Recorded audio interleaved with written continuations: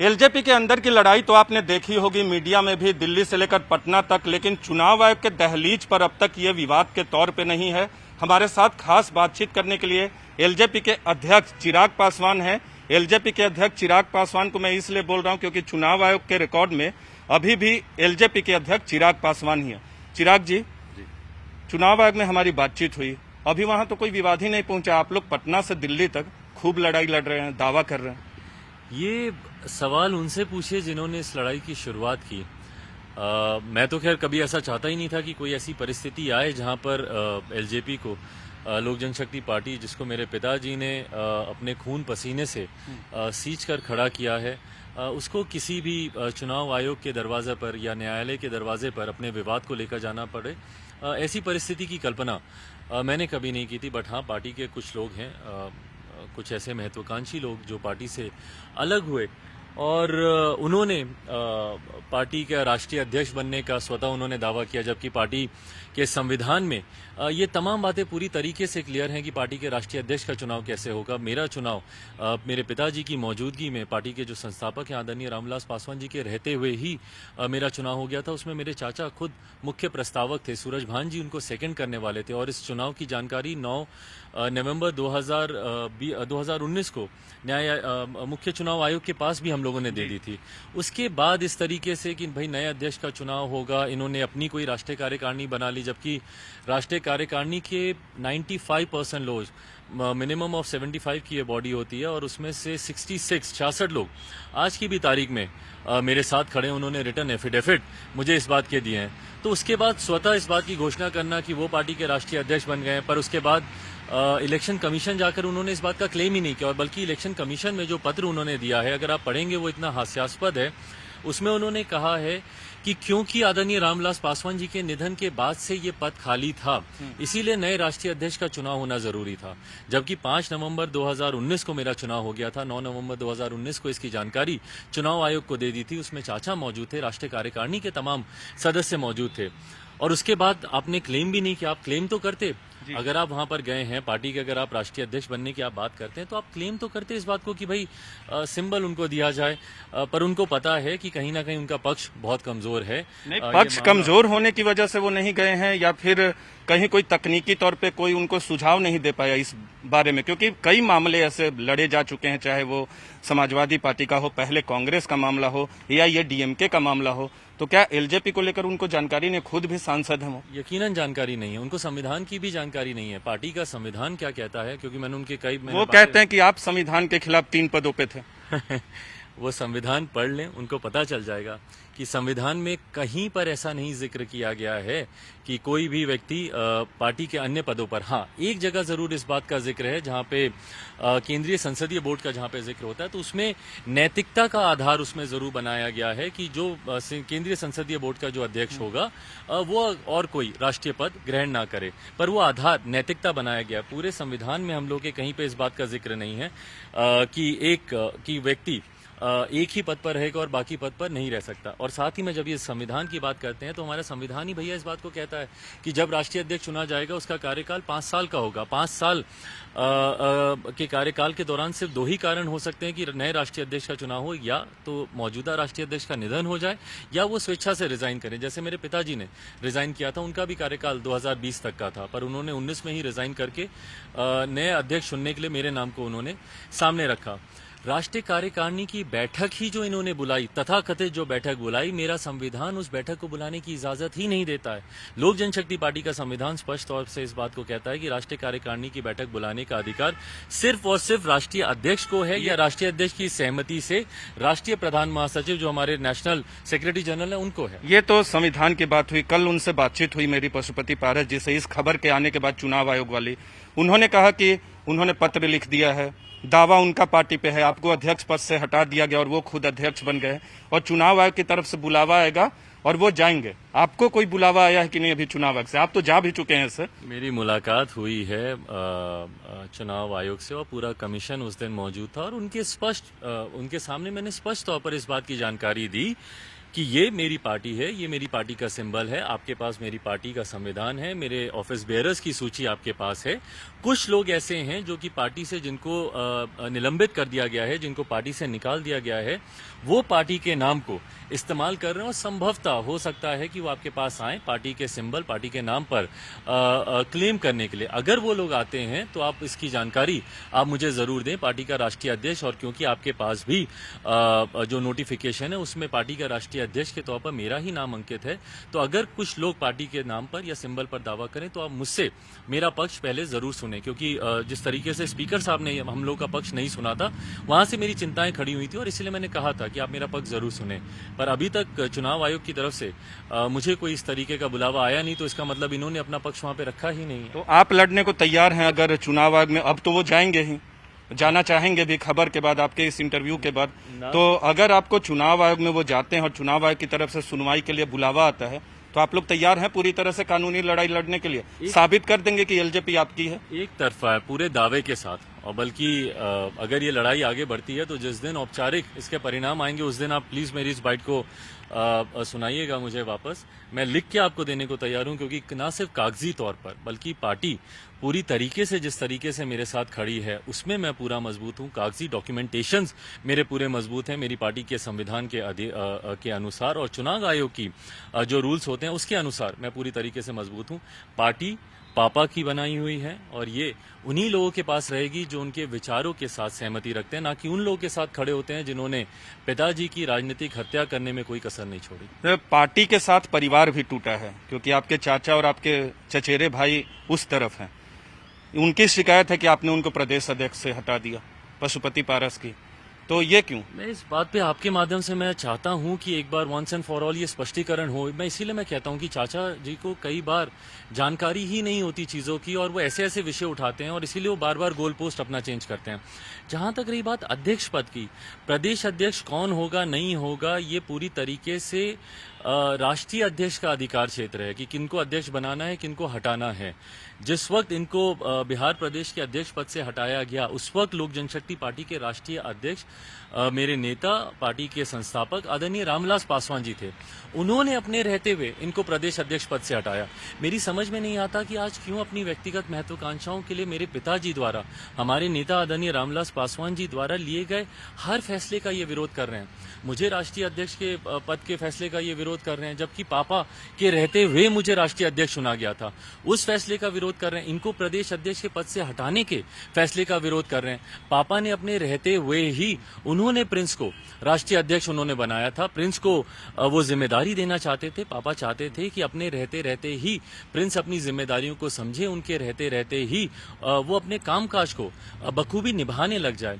अब इनको प्रिंस के भी प्रदेश अध्यक्ष बनने से ऐतराज है। मेरी समझ के परे है कि क्यों, क्योंकि इनकी जगह जो जिम्मेदारी दी गई थी और इनको पापा ने एक बड़ी जिम्मेदारी अपने रहते दी थी, क्योंकि दलित सेना के उस वक्त राष्ट्रीय अध्यक्ष रामचंद्र चाचा जी थे। पर उनके निधन के बाद दलित सेना का राष्ट्रीय प्रकोष्ठ पूरी तरीके से खाली था, राष्ट्रीय अध्यक्ष का पद खाली था। तो पापा चाहते थे कि जैसे रामचंद्र चाचा उस प्रकोष्ठ को जिम्मेदारी निभा रहे थे, तो ये भी दलित सेना के राष्ट्रीय अध्यक्ष का पद ये संभालें, और पापा ने उसकी जिम्मेदारी दी थी और इनकी जगह पापा ने ही प्रिंस को बिहार प्रदेश का अध्यक्ष बनाया था। अब ये उनके लिए गए हर फैसले पर आज उनके निधन के बाद सवाल उठा रहे हैं, ये गलत है। बहुत चीज आप कह चुके हैं, बहुत चीज हम लोग पूछ चुके हैं। कितने भावुक हैं चिराग पासवान इस पूरे घटनाक्रम से? जो परिवार के अंदर महाभारत हुआ, पार्टी के अंदर महाभारत हुआ है, पार्टी का भविष्य क्या होगा वो तो बात की बात है, आपकी होगी या उनकी होगी। आज की तारीख में आपकी है चुनाव आयोग की नजर में। चिराग पासवान भावुक कितने हैं पारिवारिक तौर पे, न कि एक नेता के तौर पे? भाई दुख तो होता ही है ना। मतलब आप समझिए पिछले 7-8 महीने मेरी जिंदगी में कैसे गए। मेरे पिता का निधन हुआ, उनके बाद जिस परिस्थिति में मुझे चुनाव लड़ना पड़ा, मम्मी पूरी तरीके से घर पे अकेली हैं। मम्मी ने पूरा जीवन दिया परिवार को एक साथ रखने के लिए, परिवार को एकजुट रखने के लिए, और आज जब सबसे ज्यादा उनको परिवार की जरूरत है, मुझे परिवार की जरूरत है, आज परिवार के वो लोग हम लोग के साथ नहीं है। आप आते बैठते बात करते बोलते तो कि क्या तकलीफ है भाई। अगर आपको मंत्री बनना था, मैं स्वयं प्रधानमंत्री जी को पत्र लिखता कि भाई लोक जनशक्ति पार्टी से कभी आप किसी को मंत्री बनाना चाहें मेरे पिताजी की जगह पर, तो पशुपति कुमार पारस जी को के नाम पर आप विचार जरूर करें। मैं खुद लिखता। अगर उनको पार्टी का राष्ट्रीय अध्यक्ष बनना था, मैं खुद इस बात को मैं बोलता कि भाई राष्ट्रीय कार्यकारिणी में ये मैं प्रस्ताव रखता कि उनको ये जिम्मेदारी दी जाए। पापा के जाने के बाद मेरे छोटे चाचा रामचंद्र चाचा जी का निधन हो चुका है, मेरे पिताजी का निधन हो चुका है। परिवार के मुखिया ये थे, परिवार को एकजुट रखने की जिम्मेदारी पापा के जाने के बाद इन्हीं के ऊपर थी। और उस वक्त जिस तरीके से इन्होंने परिवार को अकेला छोड़ दिया, भाई दुख होता है मुझे। आज मेरे बारे में तमाम तरीके की बातें कही जाती हैं कि सुनता नहीं था, बात नहीं करता था। आप आते तो एक बार बात तो करते, भाई मैं आपका बेटा हूं। आप मेरा कान पकड़कर, मेरा हाथ पकड़कर, मुझे डांट कर, दबका कर, मुझे बैठा कर आप सारी बातें कर सकते थे। आप बोल सकते थे कि भाई सुनो, ये तकलीफें हैं, ये चीजें करने की जरूरत है। मैं क्यों नहीं आपकी बात सुनता? मैं नहीं सुनता, मम्मी से आप बात करते, किसी से तो आप संपर्क साधते। बार बार इस बात को कहना कि भाई, उसके बाद ये कहना कि चिराग ने अकेले फैसला ले लिया। भाई यही कमरा था, यही घर था जहां पर बैठकर तमाम सांसदों ने दिल पर हाथ रखकर, मेरा कोई सांसद बोल दे कि मैंने कोई फैसला अकेले लिया हो, जो हारने को कहेंगे मैं तैयार हूं। हर फैसला उनकी सहमति से लिया गया, हर फैसले में उनसे पूछा गया। पापा के बाद में और किससे पूछता, आप ही बताइए ना। यही तो मेरे लिए पिता तुल्य नहीं, पापा की छवि में इनमें देखता था। तो दुख होता है भाई कि ना सिर्फ परिवार ने आपको अकेला छोड़ा, बल्कि उसके बाद एक जिस तरीके से आरोप लगाए। पापा की बरखी होने देते, वो एक ऐसा दिन होता है जब परिवार साथ बैठकर दुख मनाता है, हम सारे दुख साझा करते। आज मेरा परिवार तो नहीं होगा पापा की बरखी के वक्त, मैं और मम्मी अकेले होंगे। तो ये तमाम बातें दुखी करती हैं। मुझसे मेरी पूरी पीढ़ी इन्होंने छीन ली। खुद तो अलग हुए, मेरे भाई को भी ले गए। कल को कोई दिन त्योहार होगा, कौन होता है? भाई, भतीजा, भतीजी, यही सब लोग आपस में मिलकर दिन त्योहार मनाते हैं ना। तो इन्होंने तो मेरे भाइयों को मुझसे अलग करके मेरी पूरी पीढ़ी इन्होंने मुझसे छीन ली। लेकिन उनसे मैंने ही पूछा था कि क्या भविष्य में आप लोग एक साथ हो सकते हैं, ये सवाल पूछा गया था मेरी तरफ से। तो उनका कहना था कि वक्त बड़ा बलवान होता है, भविष्य में कुछ भी हो सकता है। तो चिराग पासवान इस सवाल पे क्या कहेंगे? क्या दोबारा से आप लोग मिल सकते हैं?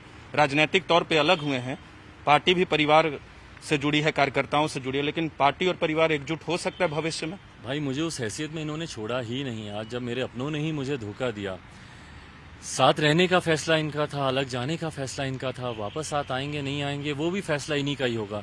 इन्होंने तो मुझे अपने किसी भी फैसले में जोड़ा ही नहीं ना। ये कहते हैं मेरे बारे में कि मैं बात नहीं करता, मैं एरोगेंट हूँ, बात तो इन्होंने कभी नहीं की। ये मुझे अपने फैसलों में जोड़ते, मुझे कहते कि क्या दिक्कत है, क्या समस्या है। आज भी अलग होने का फैसला इन्होंने लिया, वापस आने का भी फैसला इन्हीं का ही होगा। 5 जुलाई की तारीख को आरजेडी का भी बहुत कार्यक्रम है, आप भी यात्रा शुरू करने वाले हैं। क्या भविष्य में आरजेडी के साथ चिराग पासवान जा सकते हैं? तेजस्वी को कि आपके प्रति बहुत सॉफ्ट रहते हैं और आप भी बिहार विधानसभा चुनाव के दौरान तेजस्वी के प्रति सॉफ्ट थे और ये आरोप भी आप पे लगता रहा। देखिए, तेजस्वी को मैंने माना है कि मेरे छोटे भाई हैं, और लालू जी और पापा जी एक दूसरे के साथ बहुत खूबसूरत उनके संबंध थे, बहुत गहरे दोनों मित्र थे। और न सिर्फ मित्र बल्कि दोनों ने सहयोगी के तौर पर भी लंबा समय एक दूसरे के साथ उन्होंने काम किया। और हमारे संस्कारों में सिखाया जाता है, बिहार में हम लोग चाचा शब्द का इस्तेमाल कम करते हैं, मझले पापा, छोटे पापा, और जो भी पिता तुल्य होते हैं उनको हम लोग पापा के स्थान पर ही देखते हैं। तो यकीनन मेरे पिताजी तेजस्वी के भी पिता समान ही थे। वो उनको इस तरीके का सम्मान दे रहे हैं जैसे मैं अपने पिता को सम्मान देता। ये मेरे लिए खुशी की बात है, गर्व की बात है कि अगली पीढ़ी भी उस रिश्ते को उसी खूबसूरती से निभा रही है जिस तरीके से हमारे पिताओं ने उस रिश्ते को निभाया था। बट आज की तारीख में नीरज भाई, मैं ईमानदारी से बोलूँगा, मेरी प्राथमिकता नहीं है गठबंधन के बारे में सोचना कि गठबंधन का क्या स्वरूप होगा नहीं होगा। जीरो पर से मुझे अपनी पार्टी की शुरुआत करनी है। पार्टी को नई ऊंचाइयों तक पापा के विचारों को लेकर जाना है, उनके विचारों का संरक्षण करना है। मेरी प्राथमिकता आज की तारीख में ये है। गठबंधन क्या होगा नहीं होगा ये हमेशा चुनाव के आसपास ही ये स्वरूप तैयार होता है। आज के डेट में इनकार नहीं किया जा सकता, लेकिन आज की तारीख में आपका मकसद पार्टी को मजबूत करना है जमीन पे। बिल्कुल बिल्कुल भाई, इसीलिए आशीर्वाद यात्रा की मैंने शुरुआत की है।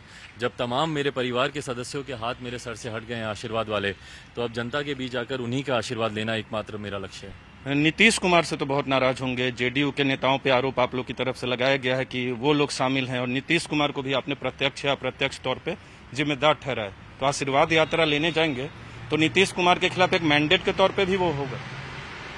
मैं नीतीश जी से नाराज नहीं हूं, और जैसा मैंने कहा कि मैं अब उस हैसियत में ही नहीं हूं कि मैं किसी से नाराजगी। भाई अगर मेरे अपने मेरे साथ होते ना, तो दुनिया की कोई ताकत नहीं थी कि वो मुझे या मेरी पार्टी को तोड़ सकते। मेरे अपनों ने ही मेरा साथ छोड़ा, वही मुझे यहाँ पर लेकर आए, तो मैं दूसरे पे क्या उंगली उठाऊं? मैं कैसे बोलूं कि भाई आपने मेरे साथ ऐसा क्यों किया या इन्होंने मेरा साथ क्यों नहीं दिया, जब मेरे अपने ही मेरे साथ नहीं खड़े थे। तो आज की तारीख में मेरी किसी से नाराजगी नहीं है, ना नीतीश जी से ना उनकी पार्टी से, क्योंकि धोखा मुझे मेरे अपनों से मिला।